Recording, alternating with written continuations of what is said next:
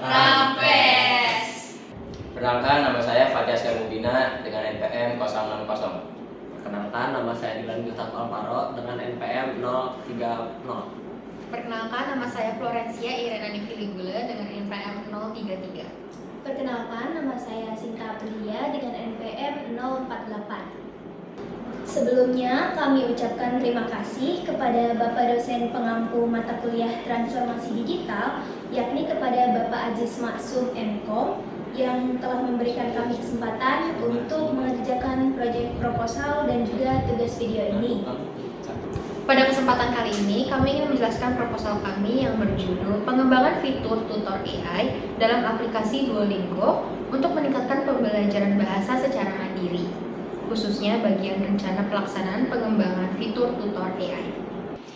Sebelumnya, izinkan saya memulai dengan sedikit pengantar. Duolingo merupakan salah satu aplikasi pembelajaran bahasa yang paling populer di dunia.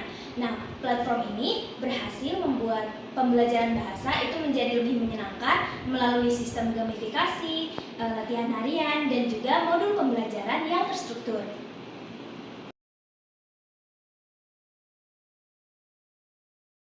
Nah, selanjutnya ada tujuan pengembangan. Yang pertama itu meningkatkan akurasi pembelajaran berbicara. Selanjutnya yang kedua itu membantu pengguna memahami kesalahan secara lebih spesifik. Yang ketiga, mengoptimalkan proses pembelajaran mandiri di dalam aplikasinya.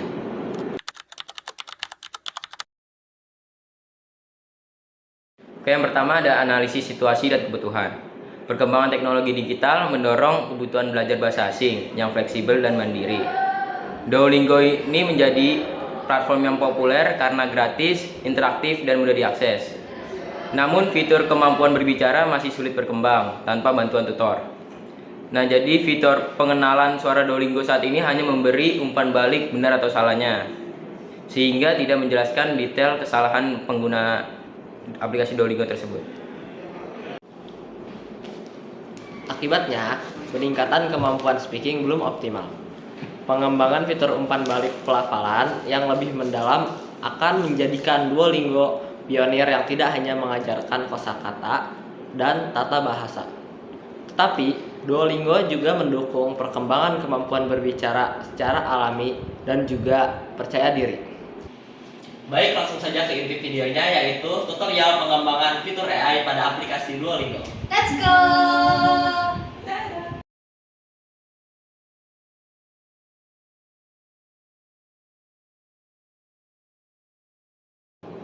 Yang pertama, mengidentifikasi masalah dan juga kebutuhan. Di tahap ini, kita menentukan kelemahan fitur speaking yang saat ini sedang berjalan dan merumuskan juga kebutuhan teknologi yang ingin digunakan, misalnya seperti AI, NLP, dan juga analisis suara. Yang kedua, tentukan tujuan dan juga rencana project. Di tahap ini, kita menyusun tujuan, menentukan ruang lingkup fitur, jadwal kerja, anggaran, serta tim yang dibutuhkan, misalnya seperti AI engineer atau enggak developer. Yang ketiga, yaitu rancang arsitektur sistem. Nah, di sini kita bisa membuat alur sistem mulai dari input suara, analisis AI, dan juga umpan balik. Dan kita bisa menentukan modul yang diperlukan seperti speech to text, analisis pelafalan, dan juga feedback engine atau mesin pemberi umpan balik.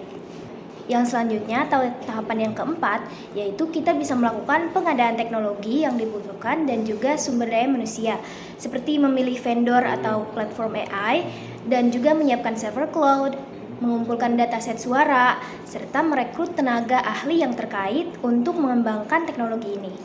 Selanjutnya yang kelima, bangun model AI dan fitur aplikasi. Di sini berguna untuk melatih model untuk mendeteksi pronunciation atau intonation. Buat API analisis speaking dan integrasikan ke aplikasi Duolingo dengan tampilan feedback interaktif. Oke, selanjutnya yang keenam, uji coba fitur secara menyeluruh. Di sini berguna untuk melakukan unit tes, integrasi tes, dan beta tes kepada pengguna untuk memastikan akurasi dan stabilitas fitur. Yang ketujuh yaitu instalasi dan peluncuran bertahap, seperti deploy sistem ke server produksi, rilis update aplikasi, dan lakukan rollout bertahap ke pengguna untuk mengurangi resiko. Yang kedelapan yaitu pelatihan tim dan sosialisasi pengguna, seperti latih tim internal, siapkan dokumentasi, buat tutorial penggunaan, lakukan promosi in-app dan media sosial, serta kumpulkan feedback untuk perbaikan.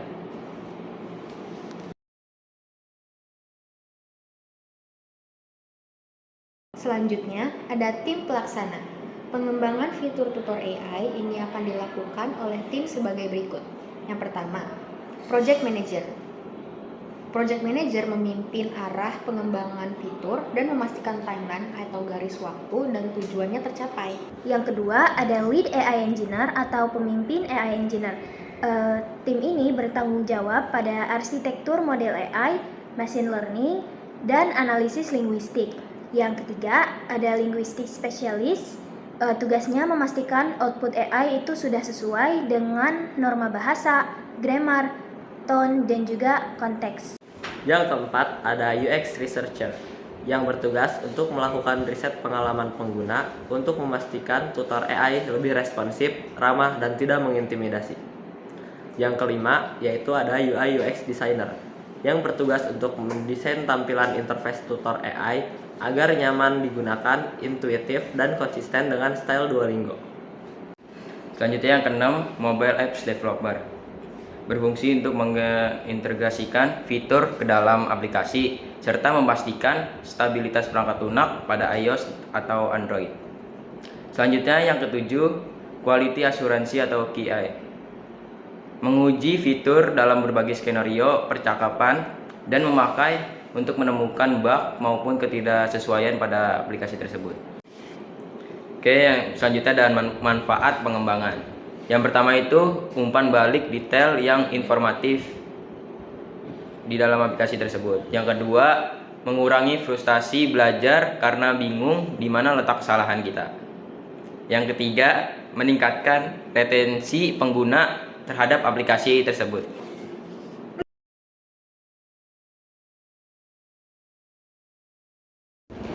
Selanjutnya ada kesimpulan. Pengembangan fitur tutor AI pada Duolingo menjadi langkah strategis untuk membawa pengalaman belajar bahasa ke tingkat yang lebih efektif dan manusiawi.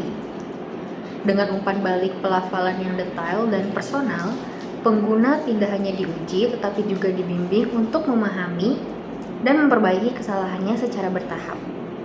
Implementasi ini memperkuat nilai Duolingo sebagai platform pembelajaran modern yang responsif terhadap kebutuhan pengguna, sekaligus mendukung tujuan pembelajaran mandiri yang lebih terarah, percaya diri, dan berorientasi pada komunikasi nyata.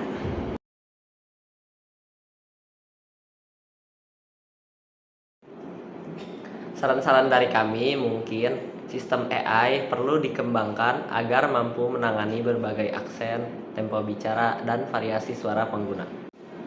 Yang kedua, feedback pengguna selama tahap uji coba harus dijadikan dasar untuk penyempurnaan respons AI.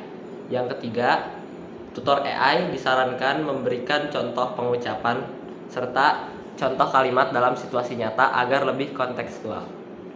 Yang keempat, perlu dilakukan pembaruan dataset berkelanjutan supaya AI makin adaptif dan akurat. Yang kelima, disarankan menambah cakupan bahasa yang didukung tutor AI agar manfaatnya lebih luas. Sekian penjelasan cara mengembangkan fitur tutor AI pada aplikasi Duolingo. Maaf bila ada kesalahan dalam perkataan maupun perbuatan. Terima kasih.